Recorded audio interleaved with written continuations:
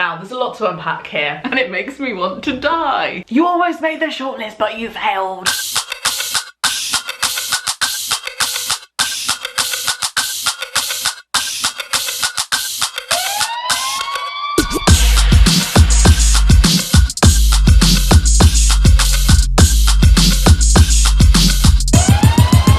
Now, I don't know about you, but I've been pretty starved of drama this year.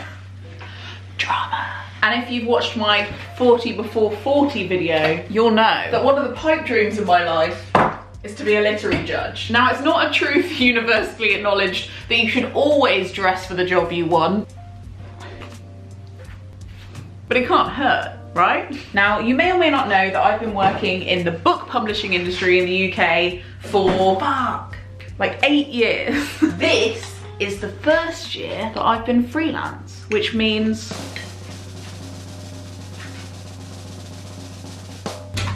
I actually got it in the sink. I've got no skin in the game for the first time ever. Now, the Women's Prize for Fiction is a prize that I always keep an eye on. I love listening to the podcasts, getting the goss, but I've never felt that confident on speaking about it because, well, quite simply, I had skin in the game. It's a prize that's supposed to find, how do they put it? The best piece of fiction from that year by a woman written in the English language. It's a British prize, but they accept submissions from anywhere. And when they offered to send me the long list, I turned them down. Not because I didn't want to read the books, but because we're in a bit of a in-between stage in our living situations. Like, we're probably gonna move again quite soon. So I was like, I'm not authorized to take those books. We don't have room. Just send me the shortlist when it happens. A couple of days later, my postman darkens my door with this. Obviously jubilated, slightly intimidated, but we love an administrative error that means that Lena gets more books. I don't think I read them. I haven't got time for that. But every night I'd sit in my armchair and the books would look back at me. And eventually we tiptoed towards each other. And before I know it, I was absolutely tits deep in really good fiction. When I mentioned that I was reading the long list, a lot of you lost your shit in the comments. And I am nothing if not a people pleaser. So I gave the whole long list a go. And we're gonna go through each of them, my pluses, my minuses, and if justice had been served and I was a judge, what I would put forward for the shortlist and why. I really like literary prizes because it brings up these existential questions that we're never going to answer. What makes a good book? Can you pit a book against each other? Is it nice to be nasty about other people's art? I read a lot of books. Apparently at the moment I'm averaging about 120 a year, but there's only so much time in the world and I'm only one person. So often I just try and pull out the stuff that I really, really love and highlight the stuff that I think works, rather than strictly going through every book I do or do not like and why I think it failed. But in this case, these books are already getting loads of coverage, and you know, that's the deal, isn't it? You come into a prize and you're not asking whether you're a worthy writer or if your book is good. You already know that. You made it to the long list, but you're part of provoking a discussion around what books are truly forging ahead and changing the game of writing. Now, do we need a women's prize at all is another big question. Now, we know that historically, pretty universally, women have been denied the same kind of education and publishing rights that men have. So yeah, we're at a loss. And 25 years ago in 1991, the prize was set up to tackle this kind of discrepancy, especially in what we remember as well. I don't know if you remember me talking about the British Library's books last year and how there's loads of women that were really famous at the time, but they seem to never make it into the collective canon and be solidified for future generations in the way that men are. And at the time in 1991, when the prize was set up, there was not a single woman on the Man Booker shortlist. Now, in the year of our Lord 2020, 9 out of the 13 Booker shortlisters were women, so we're really getting somewhere. I'm not going to deny that. But when you look at the amount of women that get Nobel Prizes for literature, I'd still say we've got some catching up to do. I'm on the road again, can't wait to be on the road again. But this problem, I would argue, goes deeper than authors. I have never worked in a publishing house that hasn't had a gender pay gap, a woeful misrepresentation of women in positions of leadership, and there's lots of really exciting changes being discussed, especially around those intersections of race, class, sexuality. If you ask any female author, I guarantee they will be able to cite some kind of story of sexism during their career. So I think it's also, it keeps a conversation going in the industry of publishing, because at the end of the day, this prize is a reader's prize, but it is also an industry prize. Publishing imprints, which is different from houses, are allowed to submit 2 titles. They're often really interesting choices and not always ones that have big marketing spends or like their biggest books of the year. And what is interesting as well is additionally, judges are allowed to request other books from a publishing house to be submitted if they don't see it submitted. So if your book has been published and these judges, who are usually very well read and are looking a lot at like what is coming out, see that your book should be on the list, they can call it in even if your publisher doesn't submit you, which I think is really cool. This year is no different. There is a mixture of famous authors and unknown authors, hyped books and underhyped books. But I'd say one of the powers of having a prize like this isn't just that the author is recognised and the books sell,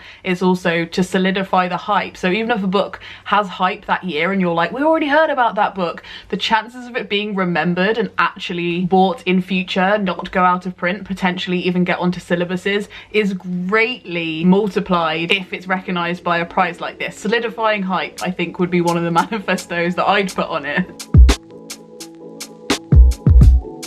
But before we go through the books and what I thought about them, I also want to talk in general about what a prize is and what it is not. Completely subjectively, these are my opinions, but I often see people review stuff in a way that it feels quite personal and not always like in line with what I think judging a book is. The way I talk to a friend about a book is usually tailored to them and like how I think they would enjoy something, whereas judging something for a prize hits different in my brain, and here's why. For one of the books to get on my shortlist, I do not have to identify with the character. I also don't have to agree with the character, but I do need to believe they could be real or get some way to understanding them. The book also doesn't need to be a parable of how I'd like life to be or how I'd like people to act, just that it's possible for people to act in this way and the author has something to say about that or show about that. And that's because, and you don't have to see it this way, but I see reading as a listening experience. But Lena, what does a book have to do to get on your shortlist? Well,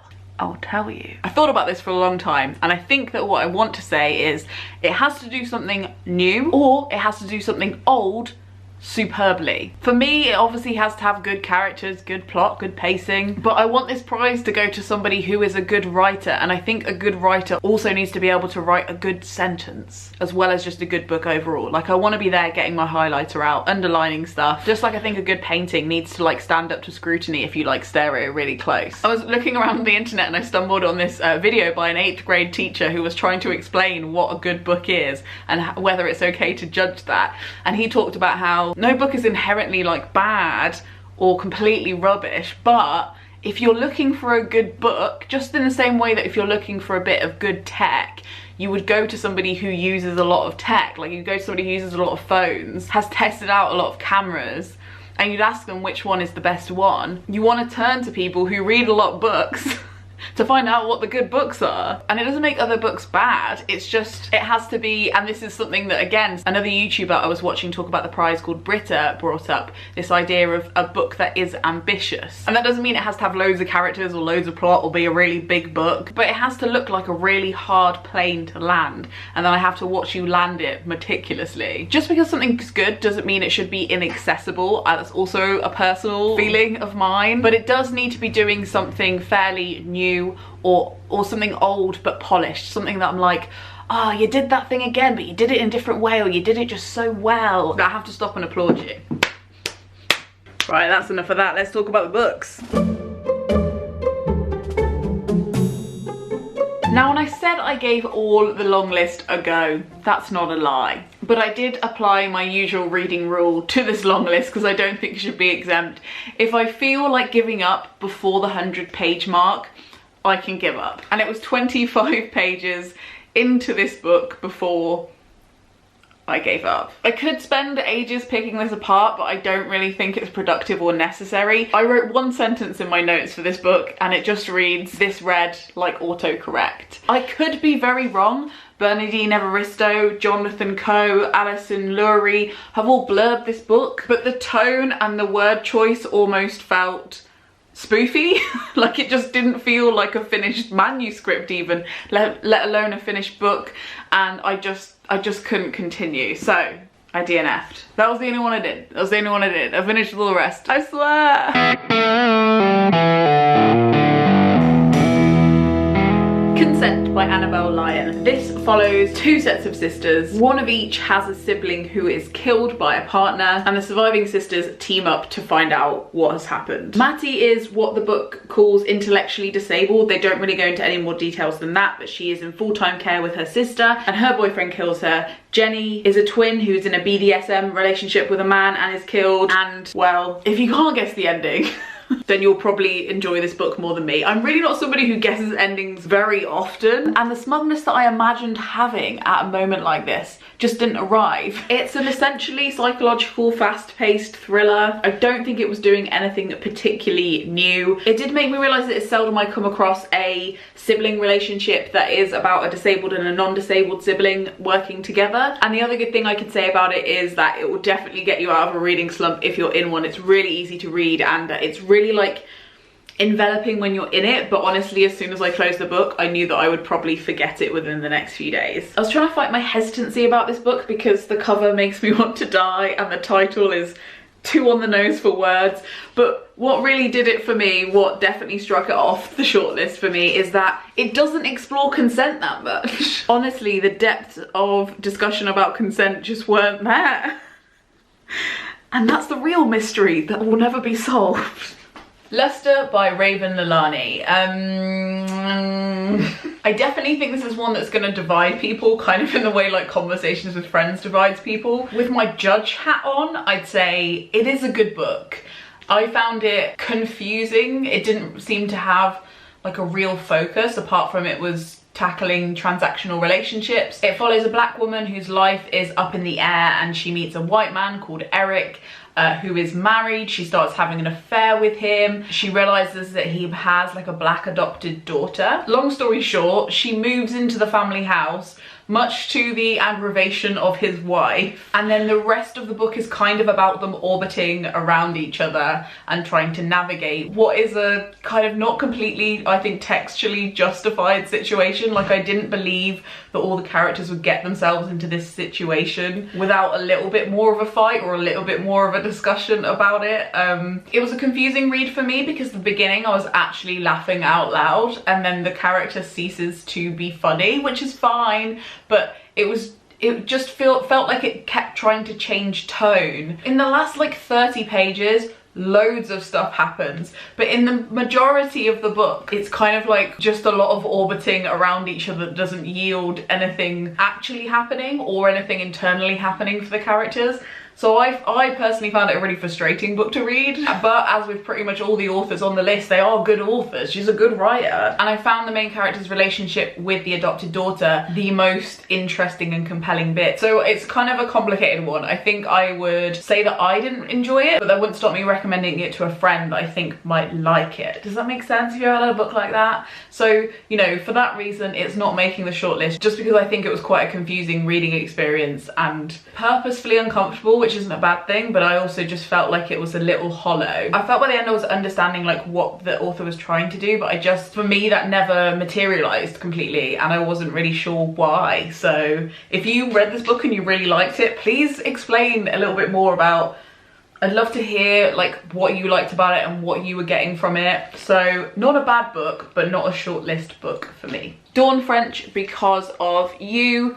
An intriguing plot of mistaken identity and baby swapping at the hospital. Some really hard characters to make us feel sympathetic about, and she definitely did. I've seen a lot of criticisms for this book because Dawn French is also a very famous comedian and actor, among other things. And a lot of people question, like, can they do two things well? Is this woman allowed to move between mediums? Which is a question I've been hearing mainly from women and sounds like largely like internalized misogyny. Yes, of course women can be good at more than one thing. We let men do it all the freaking time. So I reject those kind of criticisms that she's only on the list because she's a comedian and that she'll bring eyes to the prize. Furthermore, having actually read the book, I do think it deserves its place on the long list. It's really well done. It's obviously quite commercial and really, really easy to read, but it sticks with you. The characters are memorable, they're individuals, and the conflicts in it are genuinely interesting. Like, how are they gonna solve this? It probably was one of my favorites on the long list, but it's not making the short list just because I think it doesn't do what the ones that did make the shortlists did. Oh, you'll see. It's so good. This one gets a massive thumbs up for me, and also it's really refreshing to see a book that would be classed on the bookshelves as women's fiction, because it was a great mystery to me, especially when I used to be a bookseller, about why the Women's Prize didn't include more of what the market deems women's fiction. Because if there's going to be one obvious place that sexism exists, it's in that categorization. The fact that men can write books about love and home and romance and write them in a very simple, accessible way, and they're still considered literary, whereas women can't. So I was really excited to see this on the list. More books on the list like this, please. It's a fiction prize, not a literary fiction prize. Detransition Baby by Tori Peters. First off, love the title. Tori Peters is the first trans woman to be put on the long list for the prize. Yes, that's the good news. The bad news is an author who was eligible for the prize last time, who is non-binary, is now not eligible for the prize because they've decided that it has to be a woman who is legally defined as a woman, which comes with a complicated caveat because getting that done is really expensive and it isn't yet like that accessible to everybody. So I think there's more conversations to be had with that. I'm really proud of the Women's Prize for coming out and in defense of including trans women, and they have since offered clarification that I think bears hope for next year. And there were a lot of women who signed I don't even want to give too much airtime to it, but signed a incredibly badly judged, let's call it that kindly, letter that the Women's Prize have fought against, which I think is really good. I think there's still more to be done there, but that is what's going on. It's not something I'm equipped to talk about in this video, but I'm going to leave some links below if you'd like to read more about it, because I think it can't go without scrutiny. But let's talk about Tori. This book is told from two perspectives. One is Reese, who is a trans woman, and Ames, who dated Reese when they were both trans women, but Ames has since detransitioned and has accidentally got his boss pregnant. His boss presents him with an ultimatum.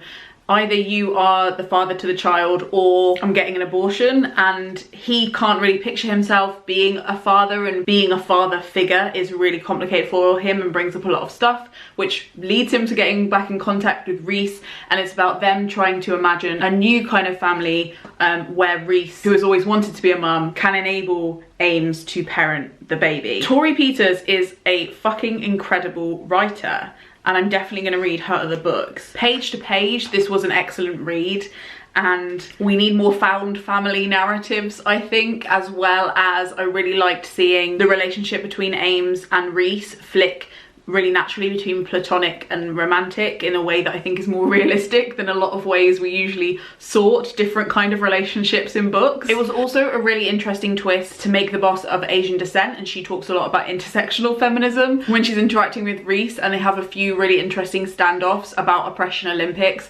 There was also some really harrowing and accurate stuff around objectification and discussing the way cis women confirm their own genders through male violence. Those parts were so good. So while I'm really interested in reading more from Tori Peters as a writer, this isn't going to make the shortlist just because I feel like they could have done with a lot more editing. I feel like the amount that happened both physically and emotionally for all the characters didn't merit this many pages. There were lots of times where I felt like it was really stagnant, and I also felt like a lot of the more philosophical conversations around gender were set up in a very educational video kind of way, where it's like almost too convenient scenarios where characters would go on these quite like long monologues and had loads of like quite unrealistic dialogue that I think really detracted from the point of those conversations. So to me, this didn't feel polished enough just structurally for the shortlist, but I'm really glad to see it get more attention, and I definitely think you should pick it up because there's lots of really interesting. Do you know what? I think it's been really good for a book club, and I think also it touches on the kind of more complex ideas that come from playing out social justice and how that can work in practice. Small Pleasures by Claire Chambers. If you intend on reading this book, you can skip here to avoid spoilers, but like with consent, let's see if you can guess the ending from the premise. A woman comes forward and claims that her 10-year-old child was born by immaculate conception. She has no idea, she never had sex when she had her daughter, and she has many witnesses that she was stuck in hospital on a ward with lots of other women and lots of matrons watching over them during that window where she should have been getting pregnant. There are only women on the ward, but the ward does have latched windows, and she was on heavy pain medication. You learn that at the very beginning of the book. What do you think happened? Exactly. 300 pages of stringing us along to give us the most obvious answer, and also a very one-day ending that was just so clearly unplanned, clearly there to provoke an emotion without doing the textual work to build emotion. And while this was such a cozy read, I can't condone that kind of behaviour. It can't make the shortlist. But I do want to read more from Claire Chambers because I did really enjoy the writing style and I thought it was really well written. It's just that the plot wasn't there. Burnt Sugar by Avni Doji. This is an unlikable characters book. I know there's a contingency of you out there who love that. Between a mother and a daughter, the mother has dementia and the daughter is trying to care for her. However, the mother wasn't the best mother growing up, so she kind of resents helping her through this horrible thing. It is dark. It is really meticulously written. Like, I would say that the writing style is very, very accomplished. It switches time frames quite a lot, and I felt that the organisation of that was quite messy, and as a reader, really, really hard to follow. I felt like we didn't really go on a journey with the characters. More obviously for her mum, obviously she's described in the past as being different before she suffered from dementia, and there isn't, for people with dementia, sometimes there isn't that much of a progress for them, and I understand that. But even for the daughter, I don't think that there was enough progress to justify this small amount of pages. And I ended up, as a reader, just getting really frustrated with a book that I so much wanted to like, but didn't feel like it wanted me to read it. Do you know what I mean? This is her debut, so I'd be really interested to see what she writes next, but I don't think this is shortlist fodder, I'm afraid. Ali Smith's Summer. Now, there's a lot to unpack here. The first point I want to make is that I see a lot of people criticising it for being on the list because Ali Smith is already a very established author, and they think it's just like, they put it on the long list to get attention for the long list. And I just think that's such a redundant point because Ali Smith has been doing what she does for a long time, so she has got good at it, you know, that's why she would qualify. And I think also, like, it's interesting from Ali Smith's perspective because she's, like, famously asked not to go on a lot of long lists or be entered for prizes.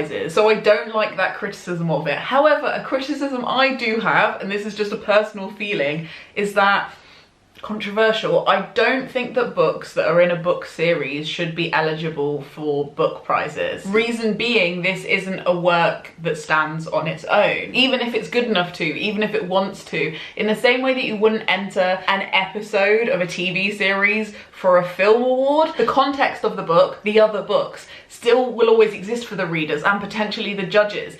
Ali Smith's other books in this series, this is the last one, are incredibly famous, and I wouldn't be surprised if the judges hadn't also read some of them. People will already be attached to some of the characters, already immersed in the tone and the world of the book, and the very existence of more work around it out there means that it gives the book an unfair advantage when it comes to world building and reputation. That being said, this is an excellent book. It's not Ali Smith's fault. I read it in isolation in that I haven't read anything else in the series, and I understood all of it. I enjoyed it. I felt complete. Ali Smith wrote one of my favourite books ever, Girl Meets Boy. Sometimes I struggle with some of her writing, but this one definitely was a really good of what she does best, which is collating great thought and giving it a fictional context. That being said, some of the most moving parts of the book were her quoting other people, or there's a part where a younger boy reflects on the history of Einstein, which are just kind of facts, so it's hard to like attribute all of that to the writing style. While Ali Smith is an incredible writer, I probably wouldn't say this is her best work. I don't think it's fair for me to put it in my shortlist. However, it has persuaded me to read the other ones in the series. I've heard that Winter is particularly good,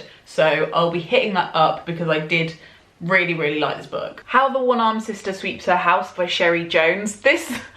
This novel is a lot. It has almost all the varieties of violence you can imagine, apart from like actual war. It's set in Barbados in what seems to be a very heavily touristed area. The place is ironically referred to as paradise a lot by all the characters, even though obviously what is happening in paradise isn't in any way idyllic. It follows quite a few characters whose lives all intertwine. It's quite a fast-paced story, but in its characters' conundrums, it didn't quite have the impetus to push it forward, if you know what I mean. We got some beautiful backstories from a lot of the characters of like what brought them there and what made them the way they are, and I thought the way it was written was really good. Sherry Jones is a debut author and I'd love to see what she writes next, but just for me this didn't have that kind of expert direction. I felt like sometimes I didn't feel completely like the story even knew where it was going. But again, a hard one for me to say anything bad about because it was so well written and almost just like a really claustrophobic read in a really effective way. So I wasn't mad about it, but it's not going to make the shortlist.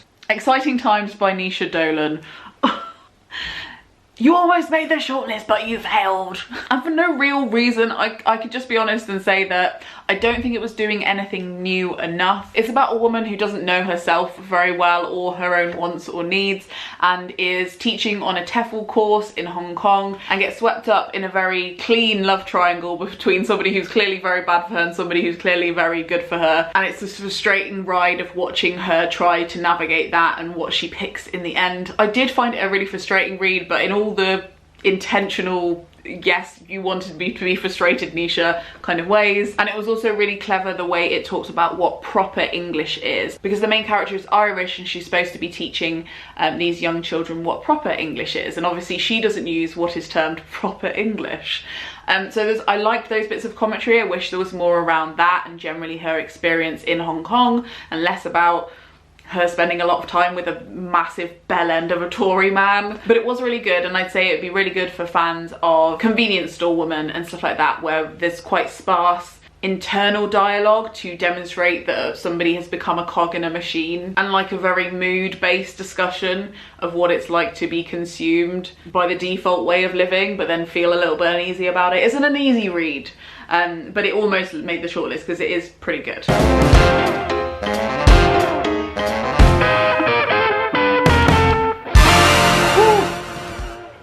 Is anybody else sweating? Welcome to the shortlist. If you made it this far, congrats. I'm gonna give you the best ones, you've earned it. This is obviously my shortlist and not the official shortlist, but I can't wait to see how many I get right. All's fair in love and judging. But here is my rundown of my top 6. I could make a whole video about each of these, so it's gonna pain me to try and summarize them in under a minute, but we do what we can. The first one is No One Is Talking About This by Patricia Lockwood. This is a piece of auto-fiction, so it's kind of abstract and all of the thoughts are broken up into very, very small paragraphs. Great for somebody who keeps getting distracted from reading by social media, which is, segue, perfect for the subject matter of this book, because it's kind of about having your head in a fishbowl of social media and then having it very abruptly pulled out of it by a big, close life event. It's been called a book of two halves, and that's true. I've met people who are struggling through the first half. I didn't. I actually found it really fucking funny. If you like kind of Joe Dunthorne humour, I think you'll find this quite funny. And it's also about the internet and what did my notes say? Finally, a book about the internet from someone who actually uses the internet. Do you know how many authors I've seen openly, almost blissfully admit that they don't use social media whilst featuring main characters who are on social media? They'll move to Florence to study fields that they're writing about. They'll spend months visiting war museums, immersing themselves in garden beds, travelling across the globe to write accurately about the things that they might be talking about in their books. But can we get novelists to actually use social media if they want to address it? No! I actually even watched an interview last week by a man who very gleefully admitted that even though his main protagonist was a woman who was famous on social media, on Instagram, that he had never had an Instagram account. And it makes me want to die. Patricia Lockwood is clearly somebody who actually uses social media and has a really like critical but involved, invested, clever and affectionate way of talking about being on social media, how it's so engrossing, and she really captures that in this amazing way that is as affectionate as it is damning, and I really loved it. It's not going to be for everyone, but I think it's perfect if you're in a reading slump. It's so fucking beautifully written, so expertly executed. This plane did 10 888s in the sky and then landed on a 1mm X on the point of a pencil. That's how well I think this was done, and it only really makes sense properly as a piece of amazing literature if you read the whole thing. And another thing I wrote in my notes was, this book doesn't have meat on its bones, but it has flowers growing through it. So the kind of hesitation I have about this maybe winning is that I guess there's something in me that's like, is it hearty enough to win? Is it too quippy and clever and biting to win? But then I'm also like, that's exactly the kind of book that should win. I don't know why I don't think this should win, because we know so often that books that win prizes are these huge, you know, like Hilary Mantel, sweeping, lots of characters, meaty books. So if I'm going to follow my own criteria, this more than certainly deserves a place on the shortlist, if not a winner, and I hope to talk more about it in the future because I utterly loved it. The Vanishing Half by Britta Böhler. This one's been talked about a lot, so I'll try not to walk well-trodden paths when talking about it, but parts of it are inspired by a book called Passing. But what I think people might miss from the blurb of this book is that it's actually only half about the two sisters, one of them passing for white and one of them deciding not to, and half following their children who have completely different kinds of storylines and are completely different kinds of people, and how their lives intersect. And that's the part of this book that really pushed it onto the shortlist for me. There was some trans representation in there that I thought was really sensitively done and really, really well integrated into what is a historical book, and also just incredibly atmospheric. Like, there was just nothing about this that I believed wasn't real. And it also had a kind of omnipresent narrator that I think was done really, it's obviously an old trope, but it's done really, really well in this. That kind of reminds me of, and I know this is a trite comparison, but The Notebook, and it's that it kind of like alludes to what's happened, what will happen, and then brings you in, and you just feel so safe in the hands of Britta Böhler because she's such an intelligent, omnipresent author. And I just think it was really, really well done. Pyrenees Sea by Suzanne Clarke. It takes balls to release a book this big, and then for that book to be so successful, and then to not publish a book for so long, and then publish this obscure thing. I don't know if I'm impressed or terrified by Susanna's boldness, but this was absolutely bloody incredible. I've been seeing people who know a lot about theology, philosophy, Greek and Roman mythology really love this book because it has so many references to that kind of stuff in it, but honestly I don't really know that much about that, and I still loved it. I think it's really accessible, really, really, I don't want to say magic for grown-ups, but like it has some strong Narnia vibes in it. It's not indulgent, it's very haunting and spooky, and it's about a man who is trapped in an endless hall of statues. The premise is the ultimate bear with, but it is so engaging. I couldn't stop reading it. I thought it was really compelling. The man has no memory of living with anyone else, and there's a scene where he stands in a crowd of statues and tries to imagine what it would be like to stand in a crowd as somebody who's always been alone, and it's just so heartbreaking. The perfect proportions of mystery and explanation at the end, and this is definitely winner material for me. Like, how does she do it? It also kind of had some references to The Ancient Mariner, where like I kind of called it, I was kind of thinking about it as kind of like the albatross doesn't die in this one, and there's lots of stuff about him interacting with nature and what you do with feelings of doom, and I ran out of time to talk about this one, but it's so good. What follows are two books that I thought I really wasn't gonna like and would never have picked up if it wasn't for this prize. Nothing But Blue Sky by Catherine McMahon. This looks like a really shit beach read, and the blurb is worse. Is there such thing as a perfect marriage? David thought so, but then his wife dies, blah blah blah, and he realises that she wasn't who he thought she was. If I could redo this cover and this blurb, it would be a dark colour, it would be completely abstract, maybe a beautiful painting, and the blurb would be telling you what it actually is, which is a first-person narrative about a man who has always been on the periphery of death. He's a news reporter who's in his late 40s, early 50s I think, and learns the meaning of true pain and true cruelty through the death of his own wife in a plane crash, just like the ones he used to report on. In fact, he said around the office it was a joke that his favourite thing to report on were plane crashes because they had such a clear narrative to them. They felt to him so much of an anomaly that they could never actually touch his life. So it's really about proximity to tragedy told from the perspective of a very complex and believably hopeless middle-aged man. And I don't think that male narratives are the first thing we think about when we think about the Women's Prize, but why shouldn't they be? Why shouldn't this be what somebody who is a woman wants to write about? It's really, like, line by line, it's really well written. There's so many beautiful allusions in it. One that really sticks with me is his description of other people's grief for his wife, a person they didn't really know in the way that he knew her. And it reminds him of this boy he knew growing up who didn't really understand birthday parties and would always blow the candles out on somebody else's birthday cake. It's incredibly sad, but in a way that when you kind of like wake up from the book, you feel so much more present and so much more grateful for the things you do have. And I can't believe I almost missed out on reading this book, so thank you to the Women's Prize. The other one was Unsettled Ground. The reason that I thought I wasn't going to enjoy this just is because loads of people didn't seem to like it, but I think it's brilliant.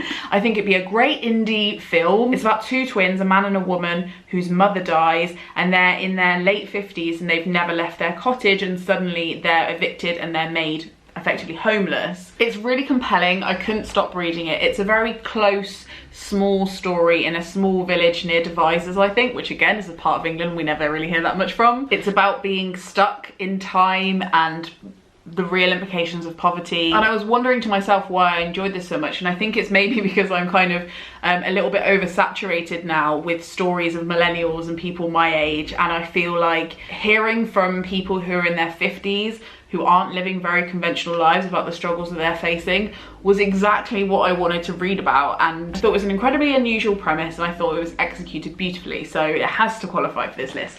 And then finally, Transcendent Kingdom by GYASI. One of the first ones I read, easily one of my favourites. Again, I think the description of this one is weird. If I was going to summarise it, I'd say it's about a black woman working in STEM and trying to reconcile herself with God. I guess it's kind of like that will they, won't they that I've talked about before, that I think there should be more books of, like a will they, won't they between a woman and her religion. She experiments with lab rats to learn about addiction because her brother died from an overdose. And I'd say it's kind of about that moment in everybody's life when they have to reconcile the flawed parts of humanity and still try to find hope in it. I turned down so many of the pages because I thought there was so much quotable, like, beautiful paragraphs in it. I have to read Homegoing now.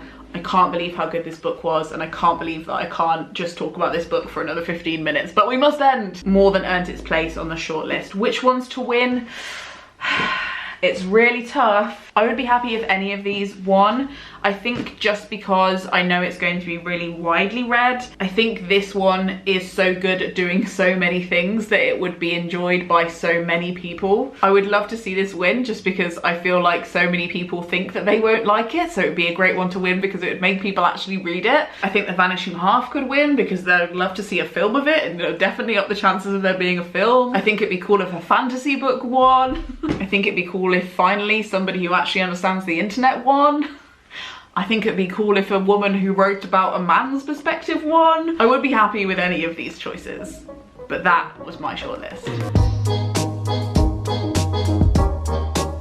So that's it. My time as a judge is over. Fleeting, but fruitful. The shortlist is announced on the 28th of April, and I'm very excited to see if the judges agree. This video was obviously in no way sponsored by the Women's Prize, but they did send me the books for free, so thank you to them for that. I'm very excited to see who is on the real shortlist. Hopefully you all agree with me. No shade if not. Let me know in the comments below if you've read any of these, which ones you'd want to read. What do you think of literary prizes in general? Are they worth it? Are they not? Here are some videos I think you might enjoy. Do make sure you subscribe to stick around, and thank you so much to the Gumption Club who tip me per video to make sure these free videos keep happening, and to help me out covering the guesstimated 112 hours I spent reading these books. Frog snog out.